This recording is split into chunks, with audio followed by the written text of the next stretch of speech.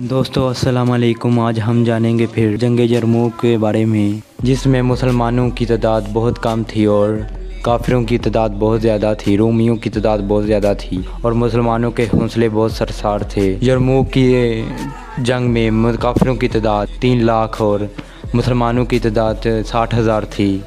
جو رومیوں نے کہا کہ جب عرب سے ٹکرائیں گے، تو جب یہ بات حضرت خالد بن ولید کو معلوم ہوئی تو انہوں نے حضرت ابو عبیدہ کے پاس آئے اور کہنے لگے، حضرت خالد بن ولید نے کہا کہ مجھے صرف 30 مسلمان دے دیں، میں ان 60,000 کو بگا کر دکھاتا ہوں۔ حضرت ابو سفیان نے کہا کہ 30 مسلمان بہت کم ہیں، لے جانے ہیں تو 60 لے جاؤ۔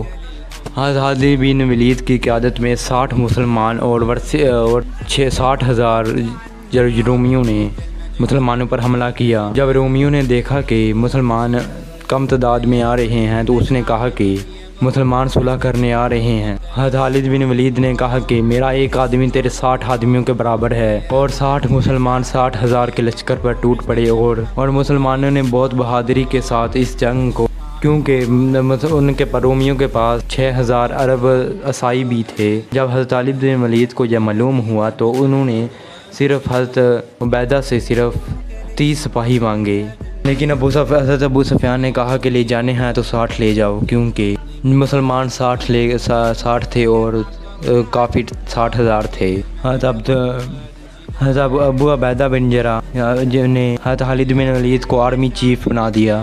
اس جنگ میں بہت بڑے صحابہ موجود تھے جن کا نام حدیث اور ہسٹری میں بار بار سنتے رہتے ہیں ہم۔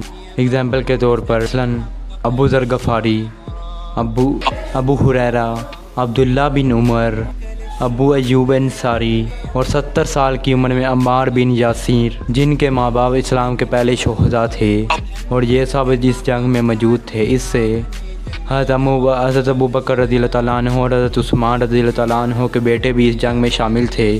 اس سے یہ معلوم ہوا کہ جنگ میں تعداد معنی نہیں رکھتی، حوصلہ معنی رکھتا ہے اور بہادری، کیونکہ مسلمانوں کے حوصلے بہت سرشار تھے، اس لیے انہوں نے 60 مسلمانوں کے ساتھ 60,000 کا مقابلہ کر لیا۔ اس سے جو معلوم ہوتا ہے تعداد جتنی مرضی ہو، اگر آپ کے حوصلے مضبوط ہیں تو آپ کو کوئی ہرا نہیں سکتا، اور رب پر یقین ہو تو کوئی آپ کو ہرا نہیں سکتا، اور اللہ کی مدد آئے تو پھر تو بالکل بھی نہیں۔